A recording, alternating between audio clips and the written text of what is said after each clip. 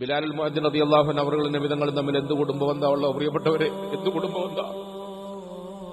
കുടുംബബന്ധ നബിതങ്ങൾ സല്ലല്ലാഹു അലൈഹി വസല്ലമ തങ്ങളോടൊപ്പം ഇരുത്താൻ നമ്മൾ കാണുന്ന മാനദണ്ഡത്തിന്റെ അടിസ്ഥാനത്തിൽ ചിന്തിച്ചാൽ ബിലാൽ യോഗ്യനാണോ?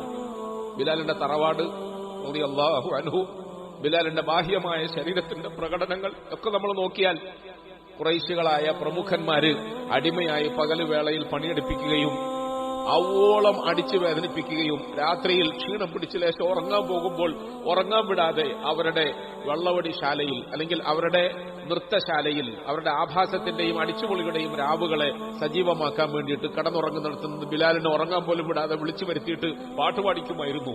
ബിലാലുൽ മുഅദ്ദിൻ റളിയല്ലാഹു അൻഹു അവர்கள் പിന്നീട് ഇതിങ്ങനെ ഓർക്കുമായിരുന്നു.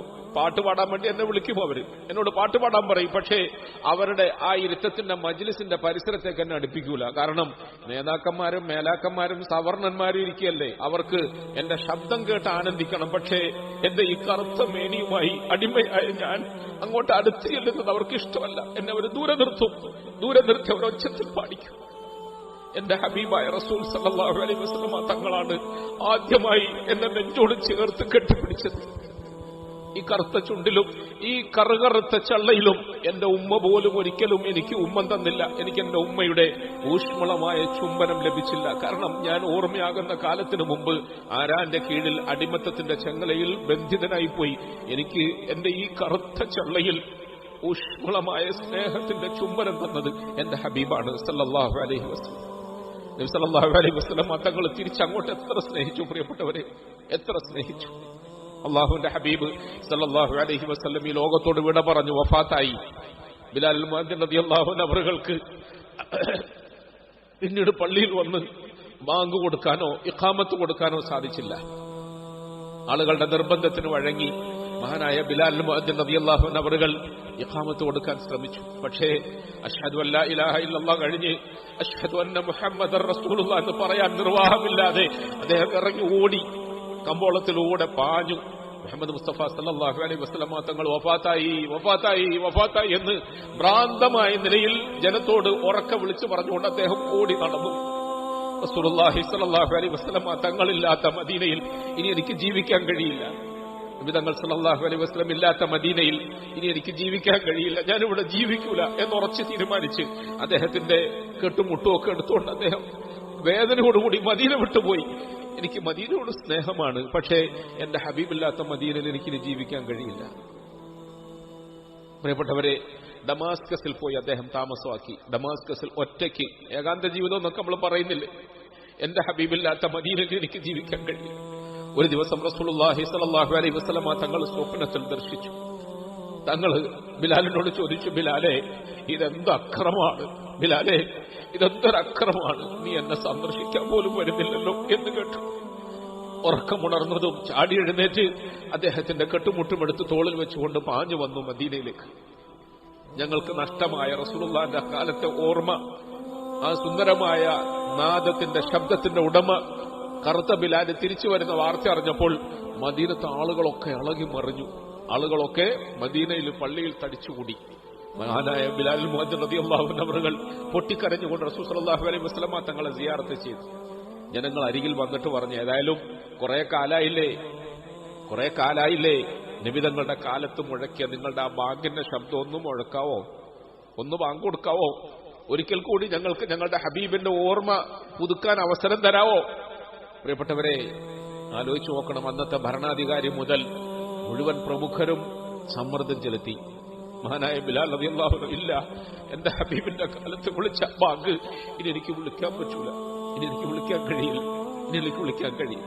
അവസാനം ബുദ്ധിമാന്മാരായ ആളുകൾ ബിലാലിന്റെ മനസ്സറിയുന്നതുകൊണ്ട്, ആ മനസ്സിൽ അഷ്റഫുൽ ഖൽക്കിനോടുള്ള സ്നേഹത്തെ താലോലിക്കുന്നത് എങ്ങനെയാണെന്ന് തിരിച്ചറിഞ്ഞുകൊണ്ട് അവരൊരു തന്ത്രം പ്രയോഗിച്ചു. എന്തായിരുന്നു തന്ത്രം? ഹസൻ ഹുസൈൻ റളിയല്ലാഹു അൻഹുമ രണ്ടുപേരെയും പറഞ്ഞയച്ചിട്ട് ആ രണ്ടുപേരെ കൊണ്ട് റെക്കമെൻഡ് ചെയ്തു. ഹസൻ ഹുസൈൻ റളിയല്ലാഹു അൻഹുമ രണ്ടുപേരും വന്ന് രണ്ട് കരങ്ങളിൽ പിടിച്ചുകൊണ്ട്, ഞങ്ങൾ ഉപ്പാപ്പാന്റെ കാലത്ത് കേട്ട ബാങ്ക് ഞങ്ങൾക്കൊന്ന് കേൾപ്പിക്കാവോ എന്ന് ചോദിച്ചു. ഞങ്ങളുടെ ഉപ്പാപ്പാന്റെ കാലത്ത് ഞങ്ങളെ കേൾപ്പിച്ച ബാങ്ക് ഞങ്ങൾക്കൊന്ന് കേൾപ്പിക്കാവോ എന്ന് ചോദിച്ചു. ബിലാലുൽ മുഅദ്ദിൻ റളിയല്ലാഹു അൻഹു അവരോട് സാക്ഷാൽ ഭരണാധികാരി മുതൽ പലരും പറഞ്ഞ അപേക്ഷ തള്ളിക്കളഞ്ഞെങ്കിലും ഈ വാക്ക് കേട്ടപ്പോൾ അദ്ദേഹത്തിന് സഹിക്കാൻ കഴിഞ്ഞില്ല. എന്റെ അരുമ മക്കളുടെ ഈ അപേക്ഷ ഞാൻ എങ്ങനെ തള്ളും? ഇതെന്റെ ഹബീബായ മുത്തിന്റെ ശരീരത്തിൽ കയറി കുതിര കളിച്ച മക്കളല്ലേ, എന്റെ റസൂലുള്ളാഹി അങ്ങേയറ്റം സ്നേഹിച്ച മക്കളല്ലേ, അവരുടെ അപേക്ഷ തള്ളാൻ കഴിയില്ല. അവരുടെ അപേക്ഷയ്ക്ക് മുമ്പിൽ മുട്ടുമടക്കി മനസ്സില്ല മനസ്സോടെ മുത്തു മുസ്തഫ സല്ലല്ലാഹു അലൈഹി വസല്ലമ തങ്ങളുടെ കാലത്തെ ഓർമ്മകൾ അയവിറക്കുമാറ് മഹാനായ ബിലാലുൽ മുഅദ്ദിൻ റളിയല്ലാഹു അൻഹു അവർ ബാങ്ക് കൊടുക്കാൻ തുടങ്ങി. ബാങ്കിന്റെ ശബ്ദം കേട്ടപ്പോൾ മദീനയിലെ ആബാല വൃദ്ധ ജനങ്ങളും ഇളകി മറിഞ്ഞു. പെണ്ണുങ്ങളും കുഞ്ഞുങ്ങളും അവരുടെ വീടുകളിൽ നിന്നും ആർത്തനാദം മുഴക്കിക്കൊണ്ട് അവർ പുറത്തേക്ക് ഓടിയിറങ്ങി. ഇതെന്താ ഞങ്ങൾ കേൾക്കുന്നത്? ഇതെന്താ കേൾക്കുന്നത്? ഞങ്ങളുടെ ഹബീബായ റസൂൽ സല്ലല്ലാഹു അലൈഹി വസല്ലമ തങ്ങളുടെ കാലത്ത് കേട്ട ശബ്ദം വീണ്ടും കേൾക്കുന്നു. ആളുകൾക്ക് സമനില തെറ്റിയതുപോലെയായി, സമനില തെറ്റിയതുപോലെ. പ്രിയപ്പെട്ടവരെ, ഇതൊക്കെ നമ്മൾ ചരിത്രം പറയുന്നവരാണ്, ചരിത്രം കേൾക്കുന്നവരാണ്. മഹാനായ നമ്മുടെ ഹബീബ് റസൂൽ സല്ലല്ലാഹു അലൈഹി വസല്ലമ തങ്ങളോടുള്ള മുഹബ്ബത്തും സ്നേഹവും ഈ മനസ്സുകളെ എത്രത്തോളം സ്വാധീനിച്ചു, എന്തിന്റെ പേരിൽ സ്വാധീനിച്ചു? ചരിത്രകാരന്മാർ പറയുന്ന ഒരു ചിന്തനീയമായ ഒരു വിഷയമുണ്ട്. നമ്മൾ സാധാരണഗതിയിൽ ചരിത്രം പറയുമ്പോൾ ബിലാൽ മുഅദ്ദിന്റെ ബാങ്കിനെയും ഹസൻ ഹുസൈൻ റളിയല്ലാഹു അൻഹുമയുടെ അപേക്ഷയെ സ്വീകരിച്ച അദ്ദേഹത്തിന്റെ സ്നേഹത്തെയും ഒക്കെയാണ് നമ്മൾ പറയാറുള്ളത്. എന്നാൽ ചരിത്രകാരന്മാർ പറയുന്ന മറ്റൊരു വിഷയമുണ്ട്. അതിനുശേഷം മദീനയിൽ വലിയൊരു വിഷമമുണ്ടായി, വലിയൊരു പ്രശ്നം, പരിഹരിക്കപ്പെടാൻ കഴിയാത്ത പ്രശ്നം. എന്താണെന്നറിയോ?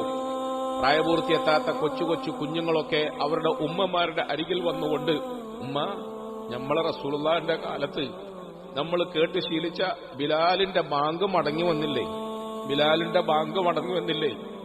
നമ്മളെ റസൂലുള്ളാഹിന്റെ കാലത്ത് നമ്മളൊക്കെ കേട്ട് സന്തോഷിച്ച ബിലാലിന്റെ ബാങ്ക് മടങ്ങി വന്നല്ലോ കുറെ നാളുകൾക്ക് ശേഷം. അങ്ങനെയാണെങ്കിൽ നമ്മളെ റസൂലും മടങ്ങി വരുമല്ലേ, നമ്മളെ റസൂലും മടങ്ങി വരുമല്ലേ എന്ന് ഉമ്മമാരോട് ചില കുഞ്ഞുങ്ങൾ വന്ന് നിർബന്ധം പിടിച്ചു കരഞ്ഞു.